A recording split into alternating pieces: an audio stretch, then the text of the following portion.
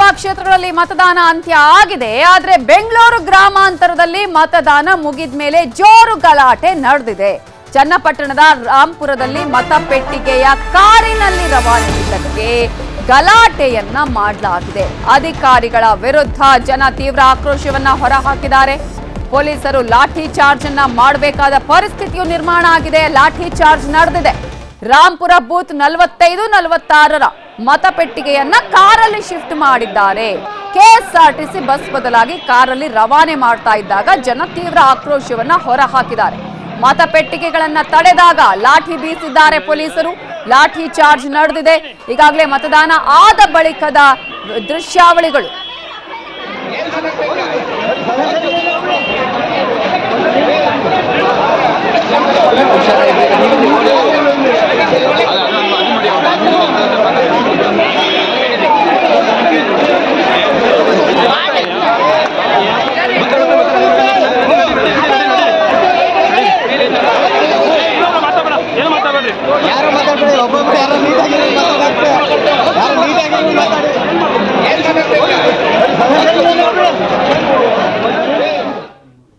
ರಾಜ್ಯದಲ್ಲಿ ಮೊದಲ ಹಂತದ ವೋಟಿಂಗ್ ನಡೆದಿದೆ. ಯಶಸ್ವಿಯಾಗಿ ಮುಕ್ತಾಯ ಆಗಿದೆ. 14 ಕ್ಷೇತ್ರಗಳ 247 ಅಭ್ಯರ್ಥಿಗಳ ಭವಿಷ್ಯ ಇವಿಎಂಗಳಲ್ಲಿ ಸುಭದ್ರವಾಗಿದೆ.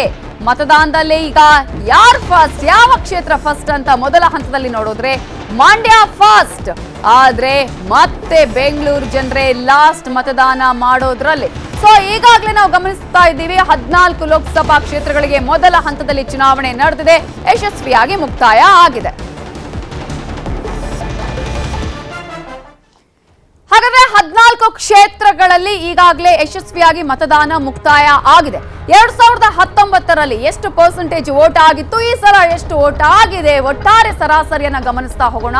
ಮಹಾ ಮತದಾನದಲ್ಲಿ ಕರ್ನಾಟಕದ 1ನೇ ಹಂತದಲ್ಲಿ 14 ಲೋಕಸಭಾ ಕ್ಷೇತ್ರಗಳಿಗೆ ನಡೆದಂತಹ ಚುನಾವಣೆಯಲ್ಲಿ 2019ರಲ್ಲಿ 70.4% ಮತದಾನ ನಡೆದಿದ್ರೆ ಈ ಸಲ 68% ಮತದಾನ ನಡೆದಿದೆ. ಸ್ವಲ್ಪ ಕಡಿಮೆ ಪ್ರಮಾಣದಲ್ಲೇ ಈ ಸಲ ಮತದಾನ ನಡೆದಿರೋದನ್ನ ನಾವು ಗಮನಿಸಬಹುದು. ಈಗಾಗಲೇ 14 ಲೋಕಸಭಾ ಕ್ಷೇತ್ರಗಳಿಗೆ ಮತದಾನ ನಡೆದಿದೆ. 2019ರಲ್ಲಿ ಈ ಸಲ ಎಷ್ಟಾಗಿದೆ ಪರ್ಸೆಂಟೇಜ್ ಅಂತ ಗಮನಿಸ್ತಾ ಹೋಗೋಣ. ಮೊದಲಿಗೆ ಮಂಡ್ಯ ಕ್ಷೇತ್ರವನ್ನ ಗಮನಿಸೋಣ. ಮಂಡ್ಯ ರಣಕಣ, ಜಿದ್ದಾಜಿದ್ದಿನ ಕಣ ಆಗಿದೆ. ಪ್ರಮುಖವಾಗಿ 2019ರಲ್ಲಿ highest percentage of vote record ಆಗಿರೋದು ಮಂಡ್ಯದಲ್ಲೇ 80.5%. ಆದ್ರೆ ಈ ಸಲ ಕೂಡ ಮಂಡ್ಯದಲ್ಲಿ 77%ಗಿಂತಲೂ ಹೆಚ್ಚಿನ ಮತದಾನ ಆಗಿರೋದನ್ನ ಗಮನಿಸ್ತಾ ಇದ್ದೀವಿ. ಬೆಂಗಳೂರು ಗ್ರಾಮಾಂತರದಲ್ಲಿ ಈ ಸಲ ಎಷ್ಟಾಗಿದೆ, 65%ಗಿಂತ ಹೆಚ್ಚಿನ ಮತದಾನ ಆಗಿದ್ರೆ 2019ರಲ್ಲಿ 64.9% ಮತದಾನ ಆಗಿದೆ. ಈ ಸಲ ಸ್ವಲ್ಪ ಪ್ರಮಾಣದಲ್ಲಿ ಹೆಚ್ಚಾಗಿರೋದನ್ನ ನಾವಿಲ್ಲಿ ಗಮನಿಸಬಹುದು. ನೆಕ್ಸ್ಟ್ ಲೋಕಸಭಾ ಕ್ಷೇತ್ರ ಬೆಂಗಳೂರು ಕೇಂದ್ರ. ಬೆಂಗಳೂರು ಕೇಂದ್ರದಲ್ಲಿ ಈ ಸಲ ಸ್ವಲ್ಪ ಪರ್ಸೆಂಟೇಜ್ ಕಡಿಮೆ ಮತದಾನ ಆಗಿದೆ. ಅಂದ್ರೆ 50% ಮತದಾನ ಆಗಿದೆ. ಆದ್ರೆ 2019ರಲ್ಲಿ 54.3% ಮತದಾನ ಆಗಿದ್ದನ್ನ ನಾವು ಗಮನಿಸಬಹುದು. ಇನ್ನು ಬೆಂಗಳೂರು ದಕ್ಷಿಣ ಲೋಕಸಭಾ ಕ್ಷೇತ್ರ 2019ರಲ್ಲಿ 53.7%. ಇದನ್ನೇ ನಾವು ಕಡಿಮೆ ಅಂತ ಹೇಳಿದ್ವಿ. ರೆಕಾರ್ಡ್ ಆಗಿದ್ದು ಕೂಡ ಅತ್ಯಂತ ಕಡಿಮೆ ಆಗಿದ್ದು ಬೆಂಗಳೂರು ದಕ್ಷಿಣ. ಈ ಸಲ ಅದಕ್ಕಿಂತಲೂ ಕಡಿಮೆ ಆಗಿದೆ. 50% ಮಾತ್ರ ಮತದಾನ ಆಗಿರೋದನ್ನ ನಾವು ಗಮನಿಸ್ತಾ ಇದ್ವಿ. ನೆಕ್ಸ್ಟ್ ಕ್ಷೇತ್ರ ಬೆಂಗಳೂರು ಉತ್ತರ. 2019ರಲ್ಲಿ 54.7% ಆಗಿದ್ರೆ ಈ ಸಲ 51.60% ಈ ಸಲ ಮತದಾನ ಆಗಿರೋದನ್ನ ನಾವು ಗಮನಿಸಬಹುದು. ಸೊ ಈಗಾಗಲೇ ಅಲ್ಲೂ ಕೂಡ ಕಡಿಮೆ ಮತದಾನ ಆಗಿರೋದನ್ನ ನಾವು ಗಮನಿಸಬಹುದು. ಸಾಂಸ್ಕೃತಿಕ ನಗರಿ ಮೈಸೂರು ಕೊಡಗು ಲೋಕಸಭಾ ಕ್ಷೇತ್ರದಲ್ಲಿ 2019ರಲ್ಲಿ 69.5%, ಈ ಸಲ 69%. ಆಲ್ಮೋಸ್ಟ್ ಈಕ್ವಲ್ ಆಗಿರೋದನ್ನ ನಾವು ಗಮನಿಸ್ತಾ ಇದ್ವಿ 2019 ಮತ್ತು 2024ರಲ್ಲಿ. ಇನ್ನು ಮತ್ತೊಂದು ಲೋಕಸಭಾ ಕ್ಷೇತ್ರ ಹಾಸನ. 2019ರಲ್ಲಿ 77.3% ಮತದಾನ ಆಗಿತ್ತು. ಈ ಸಲ ಸರಾಸರಿಯಾಗಿ ಆಗಿರೋದು 72+, ಅಂದ್ರೆ ಸ್ವಲ್ಪ ಪರ್ಸೆಂಟೇಜ್ ಜಾಸ್ತಿ ಆಗಿದೆ ಅಂತ. ಆದ್ರೆ ಕಳೆದ ಬಾರಿಗಿಂತ ಈ ಬಾರಿ ಬಹಳ ಕಡಿಮೆ ಆಗಿದೆ ಪರ್ಸೆಂಟೇಜ್ ಆಫ್ ವೋಟ್ ಅಲ್ಲಿ ಅನ್ನೋದನ್ನ ನಾವಿಲ್ಲಿ ಗಮನಿಸಬೇಕಾಗತ್ತೆ. ಮತ್ತೊಂದು ಕ್ಷೇತ್ರ ಉಡುಪಿ ಚಿಕ್ಕಮಗಳೂರು ಲೋಕಸಭಾ ಕ್ಷೇತ್ರ. ಇಲ್ಲಿ 2019ರಲ್ಲಿ 76.1% ಆಗಿತ್ತು. ಈ ಸಲ 76+, ಅಂದ್ರೆ 76% ಮತದಾನ ಆಗಿರೋದನ್ನ ಗಮನಿಸ್ತಾ ಇದ್ದೀವಿ. ಒಟ್ಟಾರೆಯಾಗಿ ಈ ಸಲ ಅಷ್ಟೇ ಪ್ರಮಾಣದಲ್ಲಿ ಮತದಾನ ಆಗಿದೆ ಅನ್ನೋದನ್ನ ನಾವು ಗಮನಿಸಬೇಕಾಗತ್ತೆ. ಚಿಕ್ಕಬಳ್ಳಾಪುರದಲ್ಲಿ 2019ರಲ್ಲಿ 76.7% ಮತದಾನ ಆಗಿದ್ರೆ ಈ ಸಲ 73% ಮತದಾನ ಆಗಿದೆ ಅನ್ನೋದನ್ನ ನಾವಿಲ್ಲಿ ಗಮನಿಸಬೇಕು. ಈ ಸಲ ಕಡಿಮೆ ಪ್ರಮಾಣ 3% ಕಡಿಮೆ ಮತದಾನ ಆಗಿದೆ ಅನ್ನೋದನ್ನು ಕೂಡ ನಾವಿಲ್ಲಿ ಗಮನಿಸಬಹುದು. ಕೋಲಾರದಲ್ಲಿ 77.2% ಮತದಾನ ಆಗಿತ್ತು 2019ರಲ್ಲಿ. ಈ ಸಲ ಅಲ್ಲೂ ಕೂಡ ಕಡಿಮೆ ಆಗಿದೆ, 74% ಮತದಾನ ಆಗಿದೆ 2024ರಲ್ಲಿ, ಅಂದ್ರೆ ಇವತ್ತು ನಡೆದಂತಹ ಚುನಾವಣೆಯಲ್ಲಿ. ದಕ್ಷಿಣ ಕನ್ನಡದಲ್ಲಿ 2019ರಲ್ಲಿ ಹೆಚ್ಚಿನ ಪ್ರಮಾಣದಲ್ಲಿ ಮತದಾನ ಆಗಿತ್ತು, ಅಂದ್ರೆ 77.9%. ಆದರೆ ಈ ಸಲ ಕಡಿಮೆಯಾಗಿದೆ, 72.5% ಮತದಾನ ಆಗಿರುವಂಥದ್ದು. ಬೆಳಗಿನಿಂದಲೂ ಕೂಡ ದಕ್ಷಿಣ ಕನ್ನಡದಲ್ಲಿ ಅತಿ ಹೆಚ್ಚು ಮತದಾನ ಆಗಿದೆ ಅಂತ ಹೇಳಲಾಗಿತ್ತು, ಆದರೆ ಈಗ ಈ ಹಿಂದಿಗಿಂತಲೂ ಕಡಿಮೆ ಆಗಿರೋದನ್ನು ನಾವಿಲ್ಲಿ ನೋಡಬಹುದು. ಚಿತ್ರದುರ್ಗದಲ್ಲಿ 2019ರಲ್ಲಿ 70.8% ಮತದಾನ ಆಗಿದ್ರೆ 2024 ಅಂದ್ರೆ ಇವತ್ತಿ ನಡೆದಂತಹ ಚುನಾವಣೆಯಲ್ಲಿ 68% ಮತದಾನ ಆಗಿದೆ. ಇಲ್ಲೂ ಕೂಡ ಕಡಿಮೆ ಮತದಾನ ಆಗಿರುವುದನ್ನು ನಾವು ಗಮನಿಸಬಹುದು 2019ಕ್ಕೆ ಹೋಲಿಸಿದ್ರೆ. ತುಮಕೂರಲ್ಲಿ 2019ರಲ್ಲಿ 77.4% ಮತದಾನ ಆಗಿದ್ರೆ ಈ ಸಲ ಅಲ್ಲೂ ಕಡಿಮೆಯಾಗಿದೆ, 73% ಮತದಾನ ಆಗಿರೋದು. ಕಳೆದ ಬಾರಿಗಿಂತ ಈ ಬಾರಿ ಕಡಿಮೆ ಪ್ರಮಾಣದಲ್ಲಿ ಮತದಾರರು ವೋಟನ್ನು ಚಲಾಯಿಸಿದ್ದಾರೆ. ಚಾಮರಾಜನಗರದಲ್ಲಿ 2019ರಲ್ಲಿ 75.3% ಮತದಾನ ಆಗಿದ್ರೆ ಈ ಸಲ ಅಲ್ಲೂ ಕಡಿಮೆಯಾಗಿದೆ, 70% ಮತದಾನ ಆಗಿದೆ. ಹಲವು ಗ್ರಾಮಗಳಲ್ಲಿ ಮತದಾನವನ್ನೇ ಅಲ್ಲಿನ ಜನ ಬಹಿಷ್ಕಾರ ಮಾಡಿದ್ದಾರೆ. ಈ ಹಿನ್ನೆಲೆಯಲ್ಲಿ ಇಲ್ಲೂ ಕೂಡ ಸಾಕಷ್ಟು ಪ್ರಮಾಣದಲ್ಲಿ ಮತದಾನ ಕಡಿಮೆ ಆಗಿರೋದನ್ನ ನಾವಿಲ್ಲಿ ಗಮನಿಸಬಹುದು. ಒಟ್ಟಾರೆಯಾಗಿ ಈಗಾಗಲೇ 14 ಲೋಕಸಭಾ ಕ್ಷೇತ್ರಗಳಲ್ಲಿ ಮತದಾನದ ಪ್ರಮಾಣ ಎಷ್ಟು ಆಗಿದೆ ಅನ್ನೋದರ ಚಿತ್ರಣವನ್ನ ನಿಮ್ಮ ಮುಂದೆ ಇಡ್ತಾ ಇದ್ದೀವಿ. ಈಗಾಗಲೇ ರಾಜ್ಯದಲ್ಲಿ ಮೊದಲ ಹಂತದ ಮತದಾನದಲ್ಲಿ 14 ಕ್ಷೇತ್ರಗಳ 247 ಅಭ್ಯರ್ಥಿಗಳ ಒಂದು ಮತ ಭವಿಷ್ಯ ಭದ್ರ ಆಗಿರೋದನ್ನ ನಾವು ಗಮನಿಸಬಹುದು. ಏನೋ ಇದನ್ನ ನಾವೀಗಾಗಲೇ 9 ಗಂಟೆಯವರೆಗೂ ಏನು ಲೆಕ್ಕವನ್ನ ನಾವೀಗಾಗ ಕೊಟ್ಟಿದ್ದೀವಲ್ಲ, ಪರ್ಸೆಂಟೇಜ್ ಅನ್ನ ಏನು ನಿಮ್ಮ ಮುಂದೆ ಇಟ್ಟಿದ್ದೀವಿ, ಅದು ಇಲ್ಲಿಯವರೆಗೂ ಬಂದಂತಹ ಲೆಕ್ಕಾಚಾರ. ನಾಳೆ ಸರಿಯಾದಂತಹ ಎಷ್ಟು ಪರ್ಸೆಂಟೇಜ್ ಮತದಾನ ಆಗಿದೆ ಅನ್ನುವಂತಹ ಮಾಹಿತಿ ಕೂಡ ಸಿಗುತ್ತೆ. ಎಲ್ಲಾ ಕ್ಷೇತ್ರಗಳಲ್ಲಿ ಎಷ್ಟು ಶೇಕಡಾವಾರು ಮತದಾನ ಆಗಿದೆ, ಸರಾಸರಿ ಮತದಾನ ಎಷ್ಟಾಗಿದೆ ಅನ್ನೋದರ ಸಂಪೂರ್ಣ ಮಾಹಿತಿ ಚಿತ್ರಣ ಸಿಗಲಿದೆ.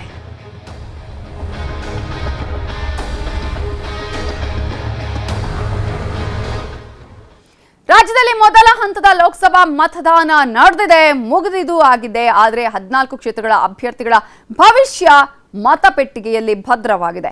ಮೊದಲ ಹಂತದ ಮತದಾನ ಇವತ್ತು ಹಲವು ವಿಶೇಷತೆಗಳಿಗೆ ಸಾಕ್ಷಿಯಾಯಿತು.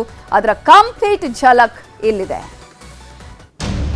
ಕರ್ನಾಟಕದಲ್ಲಿ ಲೋಕಸಭಾ ಚುನಾವಣೆ ಮೊದಲ ಹಂತದ ಮತದಾನ ಯಶಸ್ವಿಯಾಗಿ ನಡೆದಿದೆ. ದಕ್ಷಿಣ ಕರ್ನಾಟಕದ 14 ಕ್ಷೇತ್ರಗಳ ಮತದಾರರು ತಮ್ಮ ಹಕ್ಕು ಚಲಾಯಿಸಿದ್ದಾರೆ. ಇದರ ನಡುವೆ ಕೆಲವೊಂದು ವೈಶಿಷ್ಟ್ಯಗಳು ನಡೆದವು, ಇನ್ನೂ ಕೆಲವು ಕಡೆ ಮತದಾನದ ಕಿಚ್ಚು ಧಗಧಗಿಸಿತು. ಚಾಮರಾಜನಗರ ಕ್ಷೇತ್ರದ ಇಂಡಿಗನತ್ತ ಗ್ರಾಮ ಅಕ್ಷರಶಃ ರಣಾಂಗಣವಾಗಿತ್ತು. ಇಂಡಿಗನತ್ತ ಸೇರಿ ಹಲವು ಗ್ರಾಮಗಳಲ್ಲಿ ಮತದಾನ ಬಹಿಷ್ಕಾರ ಮಾಡಲಾಗಿತ್ತು. ಆದ್ರೆ ಕೆಲವರು ಮತದಾನಕ್ಕೆ ಮುಂದಾದಾಗ ಘರ್ಷಣೆ ಕಿಚ್ಚು ಹಚ್ಚಿದ್ರು. ಮತಗಟ್ಟೆಗೆ ನುಗ್ಗಿದ ಗುಂಪುವೊಂದು ಇವಿಎಂಗೆ ಬೆಂಕಿ ಹಚ್ಚಿ ಧ್ವಂಸಗೊಳಿಸಿದ್ರು. ಇತ್ತ ಸದ್ದುಗುಂಟೆಪಾಳ್ಯದಲ್ಲಿ ಕೇಸರಿ ಟಿ ಶರ್ಟ್ ಧರಿಸಿ ಮತಗಟ್ಟೆಗೆ ತೆರಳಿದ್ದ ಯುವಕನ ತಡೆದಿದ್ದಕ್ಕೆ ಬಿಜೆಪಿ ಹಾಗೂ ಕಾಂಗ್ರೆಸ್ ಕಾರ್ಯಕರ್ತರ ನಡುವೆ ಮಾತಿನ ಚಕಮಕಿ ನಡೆಯಿತು. ಕೂಡಲೇ ಸ್ಥಳಕ್ಕೆ ದೌಡಾಯಿಸಿದ ಪೊಲೀಸರು ಪರಿಸ್ಥಿತಿ ತಿಳಿಗೊಳಿಸಿದ್ರು.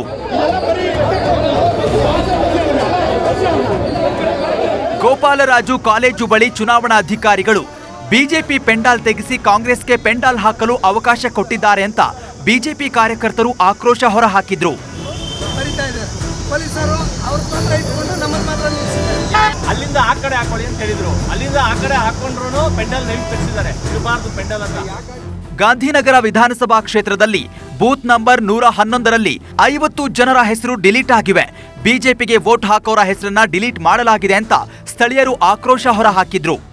ಇತ್ತ ಮಂಡ್ಯದ ದಾಸನದೊಡ್ಡಿಯ 45 ಜನರ ಹೆಸರು ಮತದಾರರ ಪಟ್ಟಿಯಲ್ಲಿ ನಾಪತ್ತೆಯಾಗಿವೆ. ಇದರಿಂದ ಕಂಗಾಲಾದ ಗ್ರಾಮಸ್ಥರು ಅಧಿಕಾರಿಗಳ ವಿರುದ್ಧ ಕೆಂಡ ಕಾರಿದ್ರು.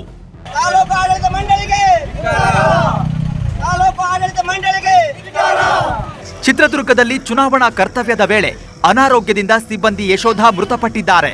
ಹಲವು ಬೇಡಿಕೆ ಮುಂದಿಟ್ಕೊಂಡು ವಿವಿಧ ಜಿಲ್ಲೆಗಳ ಗ್ರಾಮಸ್ಥರು ಮತದಾನ ಬಹಿಷ್ಕಾರ ಮಾಡಿದ್ರು.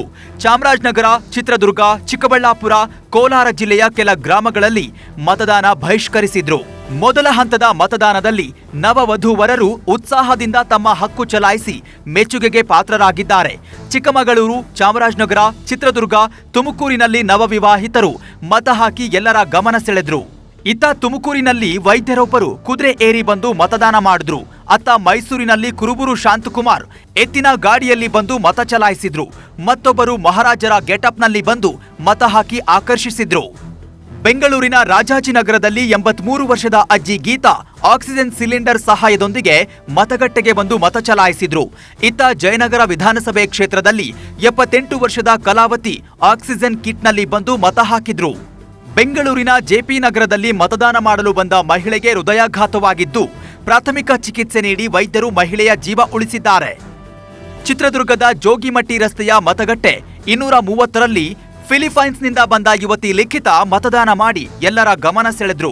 ಒಟ್ಟಾರೆ ಮೊದಲ ಹಂತದ ಮತದಾನವನ್ನ ಮತಪ್ರಭುಗಳು ಹಬ್ಬದಂತೆ ಆಚರಿಸಿದ್ದಾರೆ. ಸುಧೀರ್ ಕುಲಕರ್ಣಿ, ವಿಜಯಮಾಲಾ ದಂಪತಿ ಯಾವ ಅಭ್ಯರ್ಥಿಯೂ ಮತಯಾಚನೆ ಮಾಡದಿದ್ರು ತಮ್ಮ ಹಕ್ಕು ಚಲಾಯಿಸಲು ಆಸ್ಟ್ರೇಲಿಯಾದಿಂದ ಬಂದಿದ್ರು. ಬೆಂಗಳೂರಿನ ತಿಂಡ್ಲು ಮತಗಟ್ಟೆ ವ್ಯಾಪ್ತಿಯಲ್ಲಿ ಎಪಿಸಿ ಲೇಔಟ್ನಲ್ಲಿ ಮತದಾನ ಮಾಡಿದ್ರು. ನಮ್ದಂತಂದರೆ ಕರ್ನಾಟಕದ ವತಿಯಿಂದ ಮೆಲ್ಬೋರ್ನ್ದಲ್ಲಿ ದೊಡ್ಡದು ಕನ್ನಡ ಸಂಘ ಇದೆ.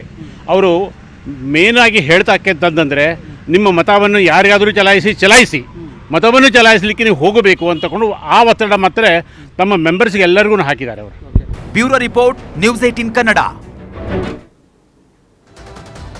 ಇವಿಎಂ ಮೇಲೆ ಅನುಮಾನಗೊಂಡು ಬ್ಯಾಲೆಟ್ ಪೇಪರ್ ಬೇಕು ಅಂದವರಿಗೆ ಸುಪ್ರೀಂ ಕೋರ್ಟ್ ಶಾಕ್ ಕೊಟ್ಟಿದೆ. ಇದರ ಜೊತೆಗೆ ಇವಿಎಂಗಳ ಮರುಪರಿಶೀಲನೆಗೆ ಅವಕಾಶ ನೀಡಿ ಗುಡ್ ನ್ಯೂಸ್ ಕೂಡ ಕೊಟ್ಟಿದೆ. ಸುಪ್ರೀಂ ಐತಿಹಾಸಿಕ ತೀರ್ಪಿಗೆ ಬಿಜೆಪಿ ಹೇಳಿದ್ದೇನು, ಮತ್ತೆ ಇಂಡಿಯಾ ಕೂಟದ ವಾದವೇನು, ಇಲ್ಲಿದೆ ಅದರ ಡೀಟೇಲ್ಸ್. ಬ್ಯಾಲೆಟ್ ಪೇಪರ್ ಬೇಕು ಎಂದವರ ಅರ್ಜಿ ವಜಾ. ಇವಿಎಂ ವಿವಿಪ್ಯಾಟ್ ಮೇಲೆ ಅನುಮಾನಕ್ಕೂ ಔಷಧಿ. ಸುಪ್ರೀಂ ಕೋರ್ಟ್ನಿಂದ ಇವತ್ತು ಐತಿಹಾಸಿಕ ಆದೇಶ.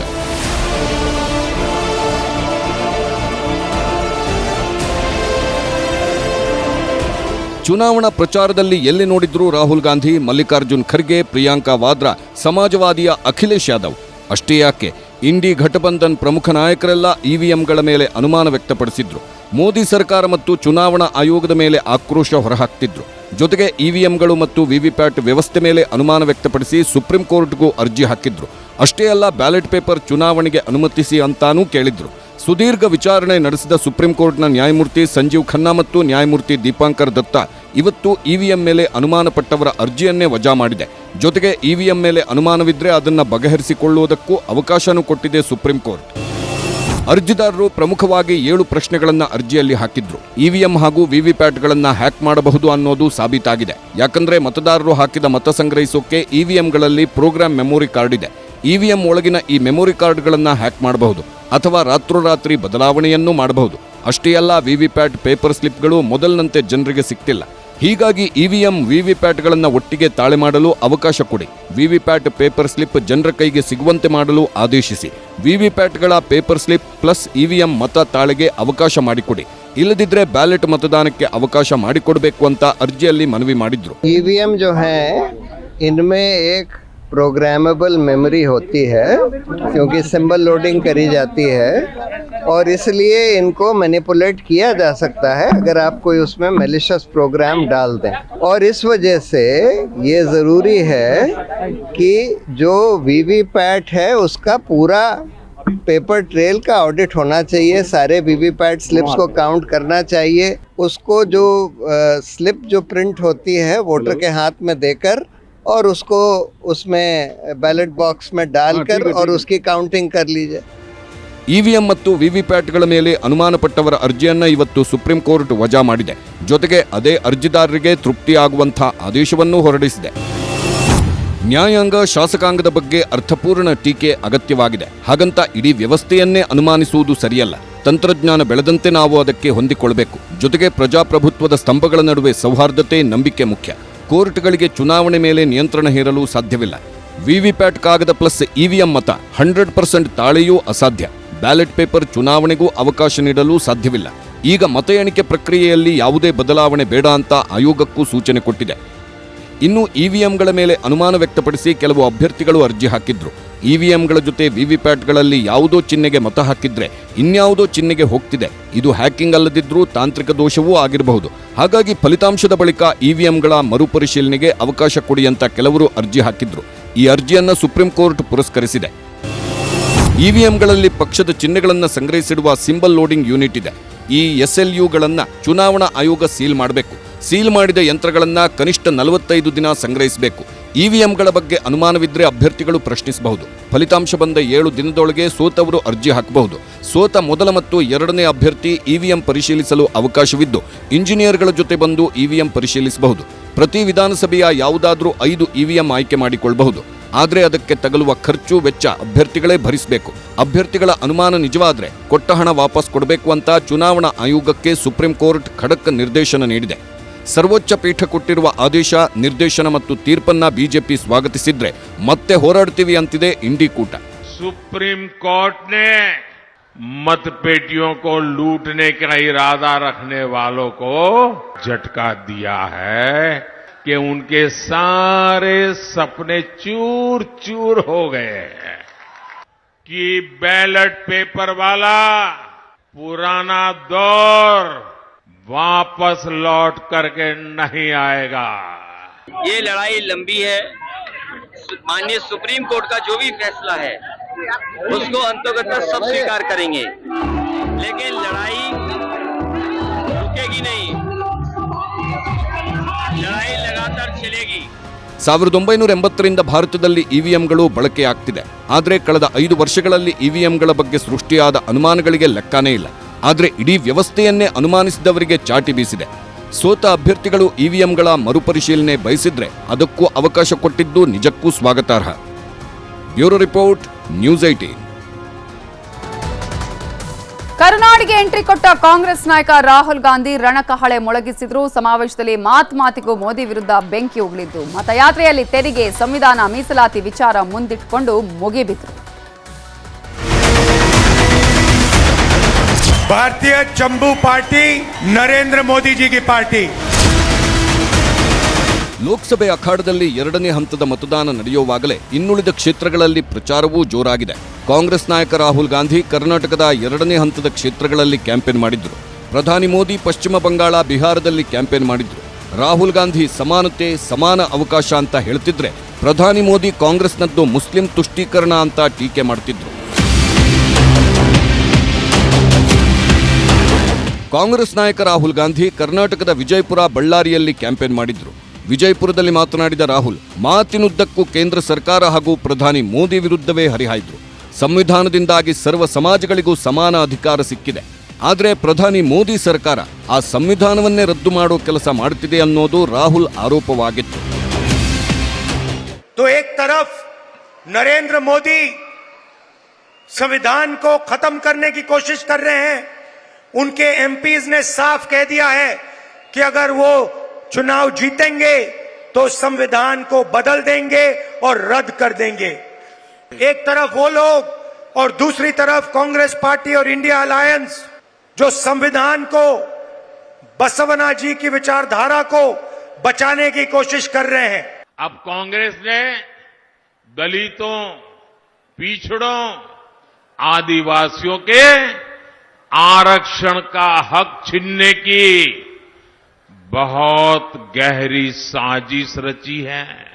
बाबा साहब आंबेडकर ने साफ साफ कहा है कि भारत में धर्म आधारित आरक्षण नहीं हो सकता, लेकिन कांग्रेस पूरे देश में धर्म आधारित आरक्षण के लिए जोर लगा रही है.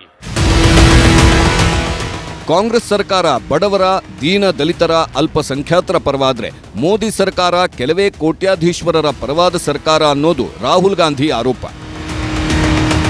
नरेंद्र मोदी जी ने पिछले 10 साल 20-25 लोगों को अरबपति बनाया है. हिंदुस्तान का पूरा धन उन्होंने उन व्यक्तियों को दिया. मैं आपको इस स्टेज से बता रहा हूं कि हमारी सरकार करोड़ों लाखपति बनाने जा रही है. जितना पैसा नरेंद्र मोदी जी ने अरबपतियों को दिया, उतना पैसा हम किसानों को, युवाओं को, गरीबों को, मजदूरों को देने जा रहे हैं. गृह लक्ष्मी स्कीम के बारे में प्रधानमंत्री ने कहा था कि अगर इसको कर्नाटक में लागू कर दिया जाए तो कर्नाटका बैंकरप्ट हो जाएगा. कोई बैंकरप्ट नहीं हुआ. आज कर्नाटक की महिलाओं को 2000 रुपए प्रति महीना 24,000 रुपए मिलता है. इंडी गठबंधन का मॉडल है तुष्टीकरण, अपीजमेंट। हमने माताओं बहनों को टॉयलेट, गैस, बिजली, पानी का सुविधा दी। हमने मुफ्त राशन और मुफ्त इलाज की गारंटी दी और कभी किसी को ये नहीं पूछा कि तुम्हारा धर्म क्या है। जो इसका हकदार है उनको सबको मिलेगा और यही सच्चा सेक्युलरिज्म है। ಜಿಎಸ್ಟಿ ತೆರಿಗೆ, ಅನುದಾನ ತಾರತಮ್ಯ, ಬರ ಪರಿಹಾರದ ಅನ್ಯಾಯದ ಬಗ್ಗೆಯೂ ರಾಹುಲ್ ಗಾಂಧಿ ಉಲ್ಲೇಖಿಸಿದ್ರು. ಕರ್ನಾಟಕದಿಂದ ಹೋಗೋ ₹100 ತೆರಿಗೆಯ ಪಾಲು ವಾಪಸ್ ಬರೋದು ಕೇವಲ ₹13 ಎಂದು ಟಕ್ಕರ್ ಕೊಟ್ಟರು ರಾಹುಲ್ ಗಾಂಧಿ. नरेंद्र मोदी जी ने हिंदुस्तान पर गलत जीएसटी लागू की है, 5 अलग अलग टैक्स। और आप कर्नाटक के लोग जानते हैं कि जीएसटी, गलत जीएसटी के कारण आप 100 रुपए देते हो और आपको 13 रुपए वापस मिलते हैं। कर्नाटक के साथ प्रधानमंत्री अन्याय कर रहे हैं। हम जीएसटी को बदलेंगे और ये जो अन्याय हो रहा है आपके खिलाफ, इसे हम ठीक करेंगे। कांग्रेस अपनी जो खासम खासस वोट बैंक होगी, ये जो आपका लूट लेंगे वो उनको बांट देंगे। और इसलिए आज पूरा देश चिंतित है, हर नौजवान चिंतित है, हर बुजुर्ग मां बाप चिंतित है। कांग्रेस की लूट जिंदगी के साथ भी, जिंदगी के बाद भी, मरने के बाद भी लूटेंगे। ಸಾಮಾಜಿಕ ಸಮಾನತೆ ಹಾಗೂ ಮೀಸಲಾತಿ ವ್ಯವಸ್ಥೆಯ ಬಗ್ಗೆಯೂ ರಾಹುಲ್ ಗಾಂಧಿ ಹಾಗೂ ಮೋದಿ ನಡುವೆ ವಾಗ್ವಾದವೇ ನಡೆದಿದೆ. नरेंद्र मोदी जी ने आज तक किसानों का कर्जा माफ नहीं किया और किसानों को कानूनी एमएसपी नहीं देते हैं। हमारी सरकार आते ही किसानों का कर्जा माफ करने जा रही है। और खास तौर से हमारे जो कांग्रेस पार्टी के कार्यकर्ता हैं, जो बब्बर शेर हैं, कुलीमत्तू सिंबा, जो हमारे बब्बर शेर घूम रहे हैं, जो विचारधारा के लिए लड़ते हैं, गरीबों के लिए लड़ते हैं, किसानों के लिए लड़ते हैं। कर्नाटका का मॉडल क्या है? कर्नाटका में कांग्रेस ने ये जो ओबीसी समाज को आरक्षण मिलता है, काट करके धर्म के आधार पर मुसलमानों को देने का षड्यंत्र किया है। अब जो ओबीसी समाज के लिए 27% आरक्षण था, उसका बहुत बड़ा हिस्सा इनके खाते में चला गया और जिस ओबीसी समाज को आरक्षण मिला था, उनका हक सवालिया निशान में फंस गया। ಈ ಮಧ್ಯೆ ಪ್ರಧಾನಿ ಮೋದಿ ಅವರದ್ದು ಅಜೆಂಡಾ ಬಗ್ಗೆ ಕಾಂಗ್ರೆಸ್ ನಾಯಕ ಜೈರಾಮ್ ರಮೇಶ್ ಟೀಕಿಸಿದ್ದಾರೆ. 400 ಪಾರ್ ಘೋಷಣೆಯ ಬಳಿಕ ಇದೀಗ ಸಂವಿಧಾನ ಬದಲಾಯಿಸುವ ಮಾತಾಡುತ್ತಿದ್ದಾರೆ.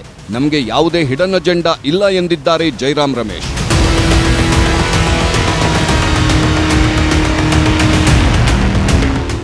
Bureau report, news 18.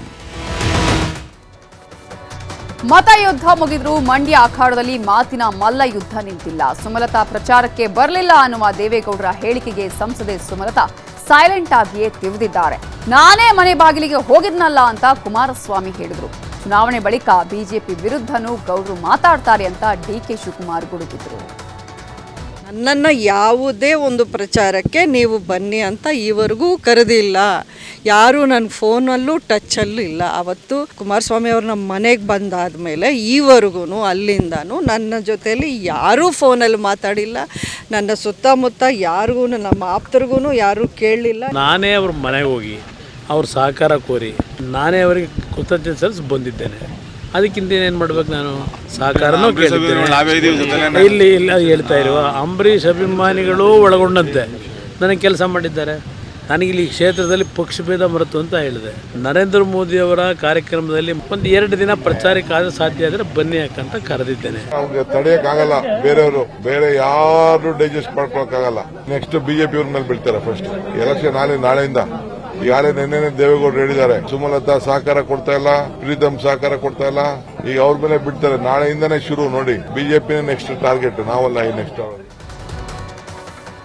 ರಾಜ್ಯ ರಾಜಕಾರಣದಲ್ಲಿ 2ನೇ ಹಂತದ ಮತ ಕಹಳೆ ಮೊಳಗಿದೆ. ಹೇಗಿದೆ ಪ್ರಚಾರ ಪರ್ವ ಅನ್ನುವ ಕಂಪ್ಲೀಟ್ ರಿಪೋರ್ಟ್ ನಿಮ್ಮ ಮುಂದೆ.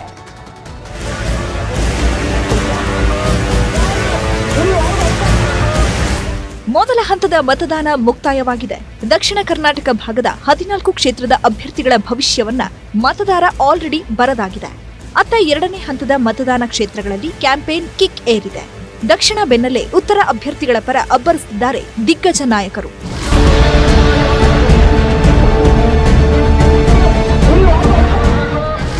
ರಂಗೇರಿದ ಯಾದಗಿರಿ ಅಖಾಡದಲ್ಲಿ ಬಿಜೆಪಿ ಅಭ್ಯರ್ಥಿ ರಾಜ ಅಮರೇಶ್ವರ ನಾಯಕ ಪರ ಅಬ್ಬರಿಸಿದ್ದಾರೆ ರಾಷ್ಟ್ರಾಧ್ಯಕ್ಷ ಜೆಪಿ ನಡ್ಡಾ.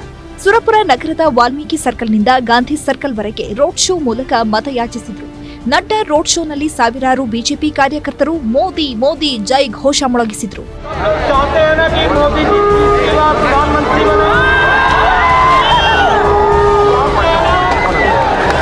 ರಾಯಚೂರಿನ ಮಾನ್ವಿ ಪಟ್ಟಣದಲ್ಲಿ ಬಿಜೆಪಿ ಅಭ್ಯರ್ಥಿ ರಾಜ ಅಮರೇಶ್ವರ ನಾಯಕ ಪರ ಶಾಸಕ ಬಸನಗೌಡ ಪಾಟೀಲ್ ಯತ್ನಾಳ್ ಮತಯಾಚಿಸಿದ್ರು.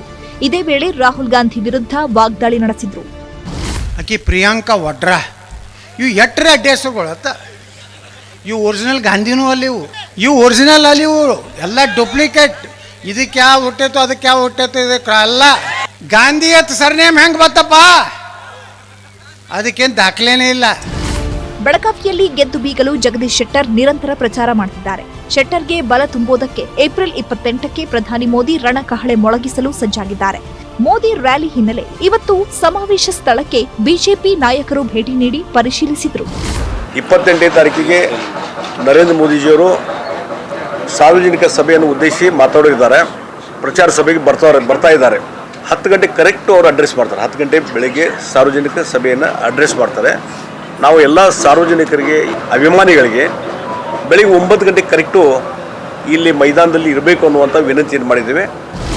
ದಾವಣಗೆರೆ ಕಾಂಗ್ರೆಸ್ ಅಭ್ಯರ್ಥಿ ಪ್ರಭಾ ಮಲ್ಲಿಕಾರ್ಜುನ್ ಬಿರು ಬಿಸಿಲು ಲೆಕ್ಕಿಸದೆ ಪ್ರಚಾರ ಮಾಡುತ್ತಿದ್ದಾರೆ. ಕಾಂಗ್ರೆಸ್ ಗ್ಯಾರಂಟಿ ಮುಂದಿಟ್ಕೊಂಡು ಹಳ್ಳಿಗಳಲ್ಲಿ ಮತ ಯಾಚಿಸ್ತಾ ಇದ್ದು ಮಾಯಕೊಂಡ ಶಾಸಕ ಬಸವಂತಪ್ಪ ಸಾಥ್ ಕೊಟ್ರು. ಸಮಯ ಅವಕಾಶ ಬಂದಿದೇನೋ ಇಲ್ಲ ಸಮಯ ಅವಕಾಶ. ಉತ್ತರ ಕನ್ನಡ ಕ್ಷೇತ್ರದ ಹಳಿಯಾಳದಲ್ಲಿ ಕಾಂಗ್ರೆಸ್ ಅಭ್ಯರ್ಥಿ ಅಂಜಲಿ ನಿಂಬಾಳ್ಕರ್ ಮತಬೇಟೆಯಾಡಿದ್ರು. ಪ್ರಚಾರ ಸಭೆಯಲ್ಲಿ ಮಾತನಾಡಿ ಹಿಂದೂ ಸಂಸ್ಕೃತಿ ಹಾಳು ಮಾಡೋದಕ್ಕೆ ಹೊರಟಿರೋದೇ ಬಿಜೆಪಿ ಅಂತ ಕಿಡಿಕಾರಿದ್ರು. ಬಿಜೆಪಿ ಪಕ್ಷ ಎಲ್ಲ ಇತಿಹಾಸ ತಿರ್ಚಿ ಮಿರ್ಚಿ ಬೇರೆ ದಾರಿ ತೋರಿಸಿ ಎಲ್ಲ ದಿಶಾ ಭೂಲ್ ಮಾಡಿ ಯುವಕರಿಗೆ ವಾಟ್ಸ್ಆಪ್ ಯೂನಿವರ್ಸಿಟಿ ತೋರಿಸಿ ಫೇಸ್ಬುಕ್ ಅಲ್ಲಿ ಸುಳ್ಳು ಮಾಹಿತಿ ಕಳಿಸಿ ಎಲ್ಲ ಇತಿಹಾಸ ಹಾಳ ಮಾಡ್ತಾ ಇದ್ದಾರೆ. ಪುರಾಣ ಧರ್ಮ, ಹಿಂದೂ ಧರ್ಮ ಹಾಳ ಮಾಡ್ತಾ ಇದ್ದಾರೆ. ಅಂತ ಬಿಜೆಪಿ ಪಕ್ಷಗೆ ಈ ಬಾರಿ 7 ಮೇಗೆ ತಾವು ಎಲ್ಲರೂ ಪಾಠ ಕಳಿಸ್ಬೇಕು ಅಂತ ಕೈ ಮುಗಿದು ವಿನಂತಿ ಮಾಡ್ತಾ ಇದ್ದೀನಿ. ಶಿವಮೊಗ್ಗ ವಕೀಲರ ಭವನದಲ್ಲಿ ಕಾಂಗ್ರೆಸ್ ಅಭ್ಯರ್ಥಿ ಗೀತಾ ಶಿವರಾಜ್ ಕುಮಾರ್ ಮತಯಾಚಿಸಿದ್ರು. ನಮ್ಮ ತಂದೆಯವರು ಕೂಡ ವಕೀಲರಾಗಿದ್ರು, ಹೀಗಾಗಿ ನೀವು ಬೆಂಬಲ ಕೊಡಿ ಅಂತ ಮತ ಕೇಳಿದ್ರು. ನಟ ಶಿವರಾಜ್ ಕುಮಾರ್ ಹಾಗೂ ಸಚಿವ ಮಧು ಬಂಗಾರಪ್ಪ ಸಾಥ್ ಕೊಟ್ರು. ನಮ್ಗೆ ಇಲ್ಲಿ ಎಲ್ಲರೂ ಅವರೆಲ್ಲ ಬ್ಲೇಸರ್ ಹಾಕೊಂಡಿದ್ರೆ ನನಗೂ ನಮ್ಮ ತಂದೆಯವ್ರ ನೆನಪು ಆಗ್ತಾ ಇದೆ. ಸೈಕಲಲ್ಲಿ ಬರ್ತಾ ಇದ್ರು ಅವರು. ಆಮೇಲೆ ಅವ್ರ ಆಫೀಸು, ಅವ್ರದ್ದು ಆ ಬುಕ್ಸು ಅದೆಲ್ಲ ಇವತ್ತು ಬೆಳಗ್ಗೆಯಿಂದ ನಂಗೆ ತುಂಬಾ ಒಂಥರ ಮನಸ್ಸಿಗೆ ಒಂಚೂರು ಕಷ್ಟ ಆಗ್ತಾ ಇತ್ತು. ಚೆನ್ನಾಗಿದೆ. ಬೀದರ್ನಲ್ಲಿ ಉಚ್ಚಾಟಿತ ಮರಾಠ ಮುಖಂಡರು ಬಿಜೆಪಿ ಹಾಗೂ ಭಗವಂತ ಖೂಬಾ ವಿರುದ್ಧ ವಾಗ್ದಾಳಿ ನಡೆಸಿದ್ರು. ಭಗವಂತ ಖೂಬಾಗೆ ಸೋಲಿನ ಭಯ ಕಾಡ್ತಿದೆ, ಮರಾಠ ಸಮಾಜಕ್ಕೆ ಬಿಜೆಪಿ ಅನ್ಯಾಯ ಮಾಡ್ತಿದೆ ಅಂತ ಕೆಂಡ ಕಾರಿದ್ರು. Bureau report, news 18. ಇದು ಇವತ್ತಿನ ರಣಕಹಳೆ. ಈಗ ಬಿಗ್ ಸ್ಟೋರಿ ಪ್ರಸಾರವಾಗುತ್ತೆ, ತಪ್ಪದೆ ನೋಡಿ. ನೋಡ್ತಾ ಇರಿ ನ್ಯೂಸ್ 18 ಕನ್ನಡ. ಜಾಲ ನಮ್ಮದು, ಬಲ ನಿಮ್ಮದು.